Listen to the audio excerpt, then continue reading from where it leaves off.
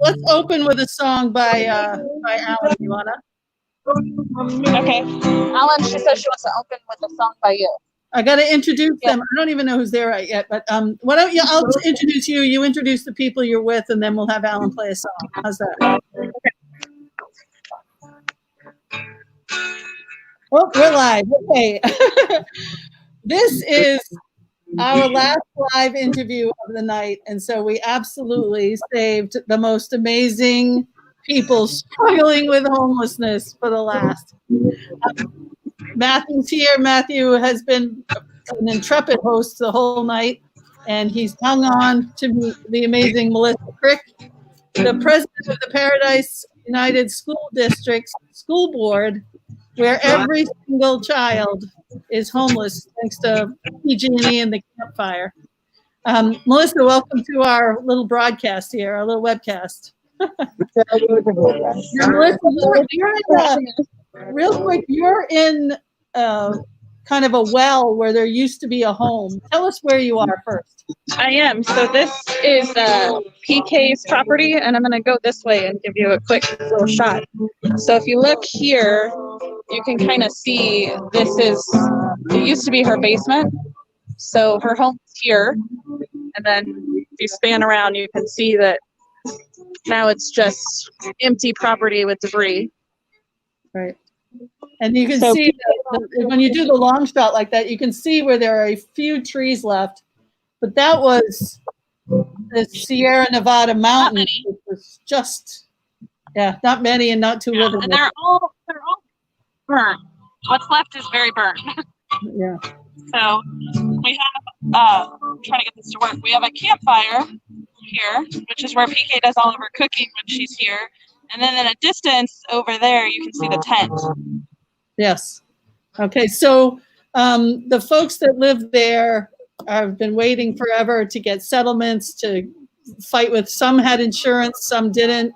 Some people owned their property outright, so it wasn't insured. So they were just SOL. Right. We want to get to those stories, but first, because Priscilla, the Princess of the Park, one of the most important people in that story was a musician who's very important to Priscilla in the book.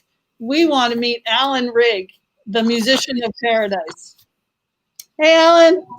Hi there, my friend. How are you doing? How are you?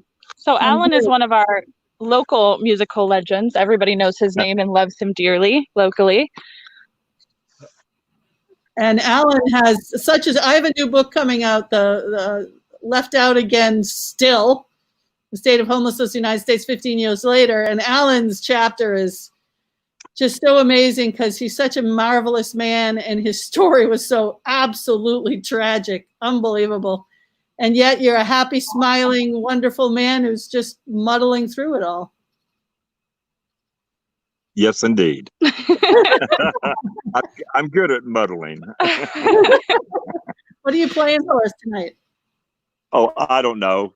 Let's play a little blues down here. Then we have John Lewis here as well, who's joining Alan, who's another local. Awesome. So if I can.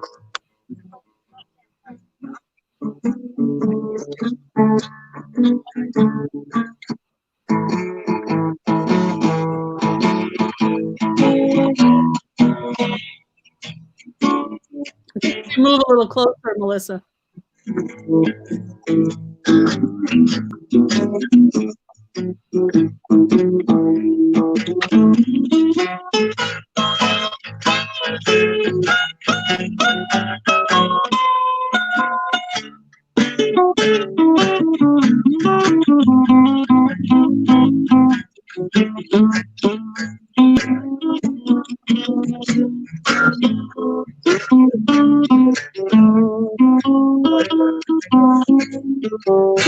You got me running, you got me hiding, you got me run, hide, run, anywhere you want me to go. Yeah, yeah, yeah. You got me doing what you want, baby, what you want me to do.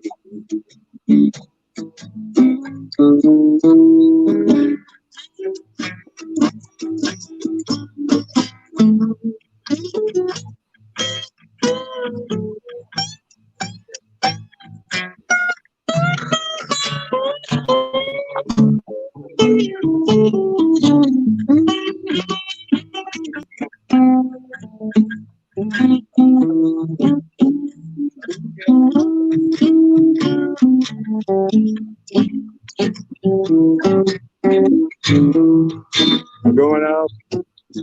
I'm going down. I'm going up, down, down, up, any way you want me to go. Yeah, yeah, yeah.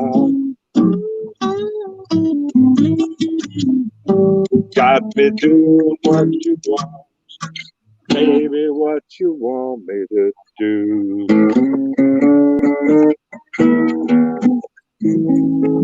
Oh, that's great. So awesome. So wonderful. Hey, Melissa, so one of the reasons we were excited to talk to you, besides the fact that I'm the president of your fan club, is that you guys had a flood of homelessness that created so many problems because it wasn't just 1% of you, 2% of you, or 5% of you. It was all of you in your community. It just created a flood of problems. And we're a little nervous, those of us who know some stuff about homelessness, about what's going to happen when the moratorium on evictions happens. So why don't you try and share a little, which I know is tough, share a little about what happens when everybody gets homeless at once. So do we have 3 or 4 hours to talk about that? So Butte County which is where we are in California, Butte County. Like most counties in the nation, we had short supply of affordable housing. We had short supply of resources for housing, things like HUD and Community Action Agency, Section 8, those sorts of things. So there was a waiting list, and then there was actually a lottery for the waiting list before the fire. So you couldn't even get on a waiting list. You'd have to put your name in a lottery to get onto a waiting list to get housing. So the fire displaced somewhere between 50 and 60,000 people and destroyed right around 20,000 homes. So as you can imagine, that list got significantly longer very, very quickly. And so we still, I think we're 18 months later or something like that. We still have folks living in FEMA housing. We have 2 local FEMA camps that are still active. We have folks that are living in trailers on their properties, like we have here with the tent. We have many, many families that are doubled up living with other families or on other families' properties, which we're seeing a lot of issues related to COVID with that. Primarily with our families that have young children.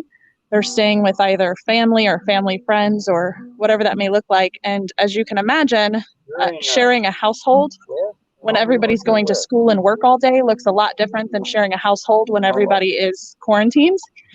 And so relationships are breaking down, and we're seeing a new wave of homelessness there and disruption in what was already a stressed situation.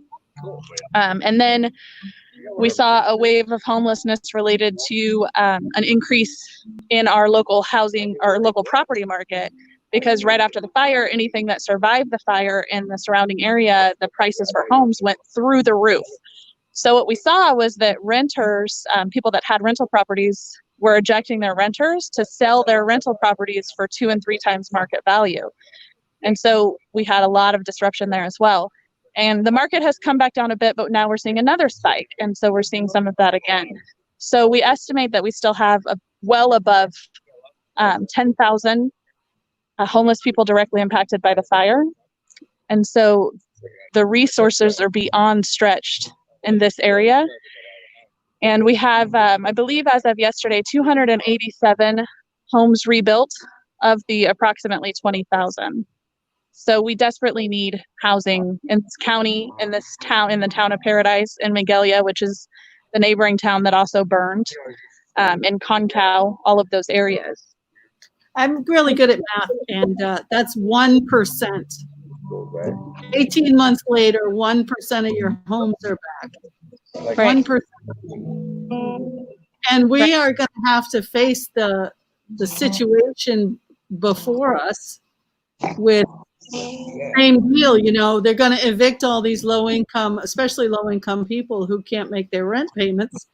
And people have already filed the paperwork for eviction. It just can't go through until the moratorium's lifted. So that's going to happen fast. And then they're going to turn around and they're going to rent that property to people who can drive that higher price up and rent it for a higher price because they're absolutely desperate to. Right. Right. So the available resource community is doing everything they can. We have all of our local housing agencies are doing things like offering incentives for new property owners, signing bonuses per property. They'll give you $500 or $1,000 or whatever it looks like to sign a contract that says that you'll agree to rent to low-income folks that qualify for housing assistance of whatever variety. But it's just not enough. There's not enough housing. And so we are truly in a crisis that's going to get a whole lot worse before it gets better. So real quick, what's up to get the inside scoop on school? What's going to happen to the Paradise school system? Which, as they did in Katrina, you got a lot of pressure to just get rid of your public school system. They did do that in New Orleans, but you guys pushed back and you kept your public schools. But Right. what's going to happen now in the next month or so? You guys have a plan? The honest answer, let me get my hand out of the way. The honest answer is I have no idea. But the stubborn answer is whatever it takes. Just as after the fire, our district is committed to making sure that we're providing the services that our students need and that our families need. Public schools are the heart of any community. That's, very well recognized, and that's absolutely true in this community. Most of the outreach and the support that happened after the fire was kind of funneled through the local schools because that's the quickest way to access a population, right?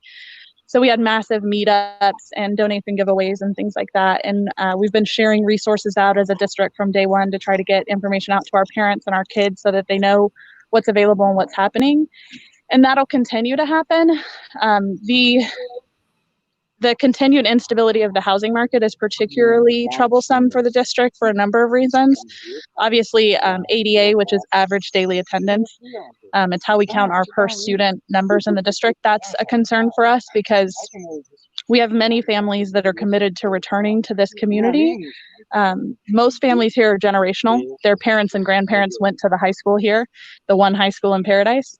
And so they want their kids to go through that same system. But at some point it becomes too much. So we continue to see lots and lots of families kind of giving up the fight and moving out of the area. And, that's hard for a lot of reasons. It's hard on the district when we continue to lose those numbers. And it's heartbreaking to see those kids that are a part of our community and our district have to move away. And so we're continuing to see some of that. We're seeing a lot of our doubled up kids, like I mentioned earlier, that are their situation is changing and they're moving farther and farther out of the area. And these are kids that are, still to this day, we have kids commuting from 45 minutes, an hour away to go to our schools every day, even though they have schools 5 minutes down the street, because they are determined to return to their schools and their community. And right now we're providing that transportation by a bus, but I don't know how long our district can provide those supports. We did receive some emergency continuous ADA funding following the fire, which is very common. That happened in Katrina too. That's sort of the emergency response to school districts. When you have a catastrophe, they say essentially, we'll pay you the same budget for 1 year, 2 years, 3 years, whatever the number is. For us, it was 3, which really works out to be about 2.25 because we were already into the school year and they count that first school year. But nonetheless, we received some of that funding and we're coming up to that third year now. So we'll be in that critical year where our funding drops from what our budget was pre-fire to what our true student count is. And that's about a $17 million drop for us. So those numbers are really, really hard to survive as a school district. And they're a lot harder when the community is not doing well either. You can't really lean on a lot of fundraising and those sorts of things when everybody is in that same difficult boat. What about PG&E? Aren't they clamoring to help you keep your life the way it was before they destroyed it? Well, there is a lawsuit that is going on right now. So you hear things every day for what the outcome is. We're hearing possibly settlement in November. Some people are saying February, but it was supposed to happen in May. So, who knows?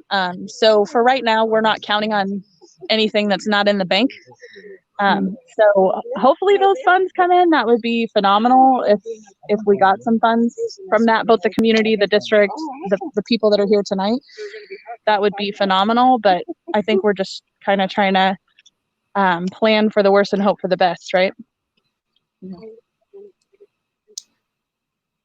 Now, I do want you to take us around the area and let everybody say hello that wants to. But one of the things that's You want to dance? there's so many things that are really tough about what you guys have gone through. But the fact that a company can admit guilt, can not maintain its equipment, can start a fire that kills 80 plus people and renders you all homeless. The fact that there even needs to be a lawsuit to get them to pay their bills for the damage that they did. You know, there shouldn't be a lawsuit. Once you've admitted murder and you've admitted guilt, you should just take out your checkbook and make people whole. Well, you know, I think I don't know of many major conglomerates that do that, especially when you're talking billions, which is what we're talking with this lawsuit. The damage is so significant that it's billions of dollars. So it doesn't surprise me that they weren't willing to pull out a checkbook without some legal recourse there. Unfortunately, you know, those major corporations, those super corporations, don't have a history of being particularly, you know, conscious of right and wrong, I guess you would say. And I don't want to get, you know, too far into the PG&E political issue. It's very political here. And I'm always very careful to separate my personal opinion of the happenings from my district opinion of the happenings. Obviously, I'm one board member of 5. I don't speak for the district when it comes to PG&E or my feelings related to PG&E. So I'm always very careful to separate that. But I think Alan's raising his hand. I will. I think most people, you know, they're heartbroken. They're heartbroken, and especially because this is not the first incident. We watched just earlier in the year the Carr fire in Redding, California, that happened just before our fire. It was the previous summer, and so we were, you know, my office, I work for what used to be one of the largest nonprofits on the Ridge. We were collecting donations and driving them over to that fire to help offer some relief for that community. And we were horrified that it could happen. And their structure loss and their life loss was, you know, very minimal comparatively, which, as far as I'm concerned, one lost life is too many. But to watch it happen there and to see them take responsibility and then watch it happen on a much larger scale in our community. And then, you know, we've seen it happen multiple times since in other communities, and it just adds heartache to hurt because it, you know, it continues to happen. So what's the answer? Because obviously the answer is not writing a check for billions. Right. One of the people that I interviewed when I was out there with you said the answer is to give PG&E to the victims. Because if you could own PG&E, you would never let it burn down another home. And that's instead, probably accurate. they leave it in the hands of these corporate shareholders, and the willingness to leave equipment unmaintained is just too tempting. But if it was in your hands, the equipment would be maintained. See the trees. I'm just trying to. It is so stark and unbelievable when you're out there to be on other parts of the ridge of the Sierra Nevadas and just see forest. And then to look at this and people don't understand because they didn't see it before, but. Right. So the greenery that you're seeing here over my shoulder is Scotch broom, which actually is a significant fire hazard, and it really shouldn't be there, but it's expensive to have it removed. But the trees in the distance, if you look, they're very black. They're still burnt, and that's true of the entire community. PG&E has removed something like, I think, 4 million trees or something crazy, and they have many more to go. And all around the community, there are huge skid piles of thousands and thousands of trees that they've brought down. Some of them are taken away for timber, and a lot of them are just chipped. So we have these, you know, like 4-story tall buildings worth of chipped wood around the community. So it's a mess. It's a big mess. So why did you guys? I'm sorry. I was going to say, what can people in the rest of the country do to be of any kind of help, whether it's raising awareness of anything or any other type of help? Raising awareness, and then we still have a number of resource funds, the North Valley Community Foundation, our local HUD and Section 8 organization. We have a community action agency locally that are still raising funds and still trying to get funds to survivors who are still displaced, still homeless.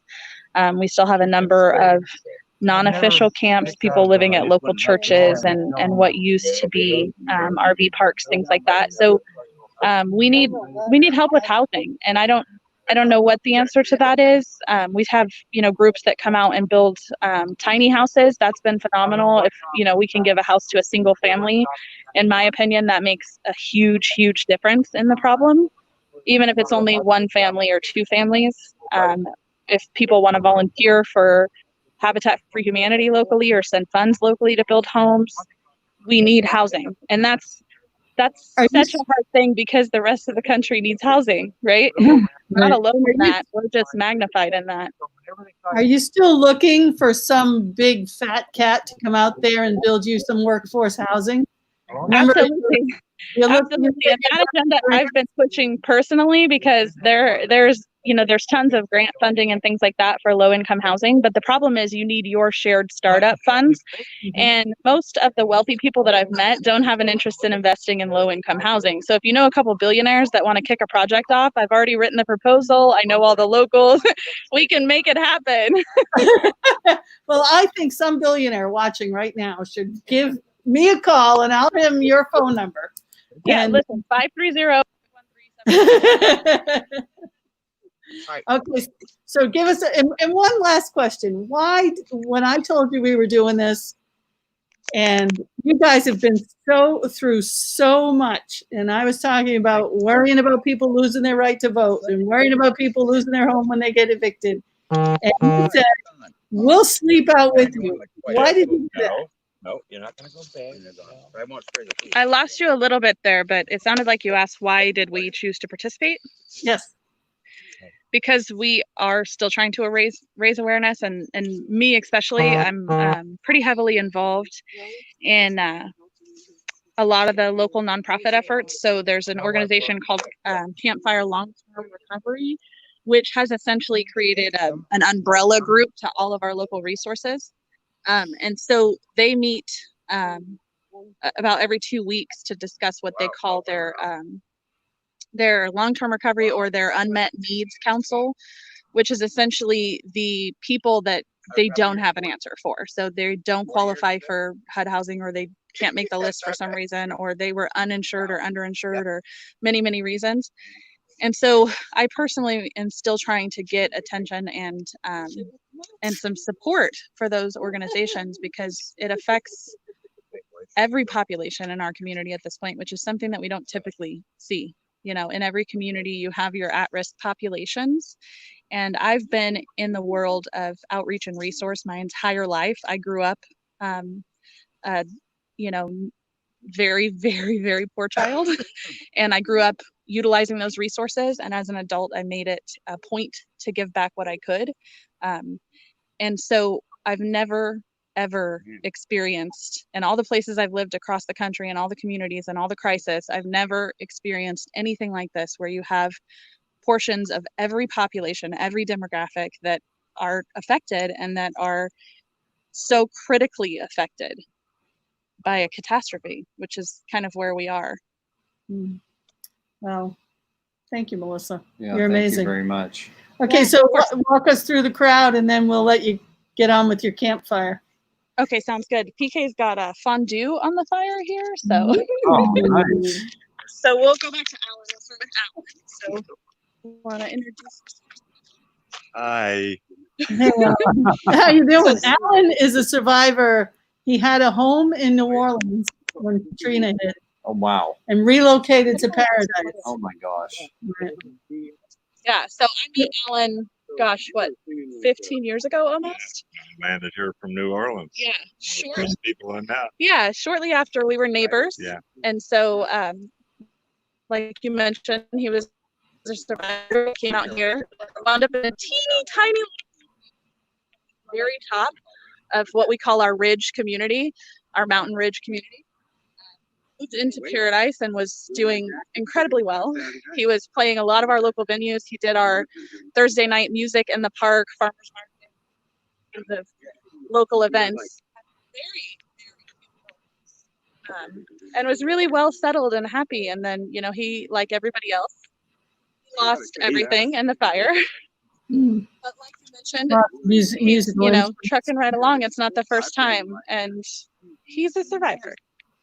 Yeah. So one thing, Incredible story. He's got an incredible story. I'm the only person that didn't lose my home in the fire. Wow. This is Dawn. Dawn, you want to introduce yourself?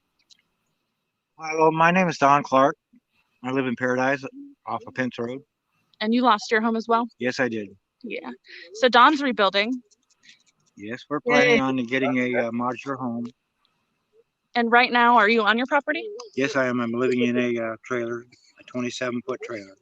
So your setup is pretty similar to this, less the Pretty much. trailer, yeah. Pretty much. Yeah. And then Thank we you for being have I'm Batman. No, I'm not here. we have Dave, who's gonna hide from you because he's camera shy. Yeah, I am. Say hi, Dave. Remember Hi, me? Dave. I'm Hi, afraid of Dave. trees. Take your plate down. They can hear I you. shaved. You don't know me. And then we have PK and Rhea. You remember? Hi, Pat. So, oh, careful. PK's gonna fall in the fire. No, I'm not. I want some fondue. Say that again. I said I want some fondue. Oh, she wants some fondue. Oh, well, come over. So this is PK's property. So this is where her house was before the fire. Literally, you're in it. She's Uh-huh. still Yeah, we're in the literally garden. in it. Yeah, so we're at the back end of the deck right now, technically, if Yeah, it was the still back- here. Yeah. And then Rhea lost her home as well. How you been?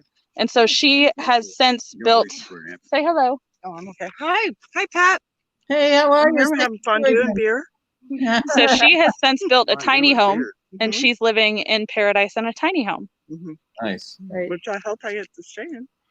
Yes, which she Yeah. hopes she gets to stay in, because another issue that we're having, town council, Paradise Town Council, is now setting a number of local ordinances that have to do with things like minimum square footage, and lots of other issues that are coming up. So folks that don't meet those minimum, I believe it's currently 750 square feet, they cannot remain on their property. So what they're telling folks like Rhea is that she needs to take her tiny home and put it in a trailer park if it doesn't meet the minimum square footage. But she lived in a tiny home in Paradise before the fire. Right. And so there's a lot of concern and pushback from locals about that sort of thing too, especially because if you lived in a tiny home, even with insurance, you're covered for a tiny home. So you Yeah. can't go and build a larger home Mansion without now. some significant savings. Yeah. Well, Melissa, thanks so much. Now we're going to check in with you at 6:45 in your time, 9:45 our time in the morning, and see how your night went. Okay, I think we'll be here. fun doing here. It sounds like it'll be fun. Yes. We love you. Thank you. Yes, of course. Stay warm Yeah, no or worries. cool. It's hot here. Cool would be nice. Yeah. See you in the morning. Bye. Did you?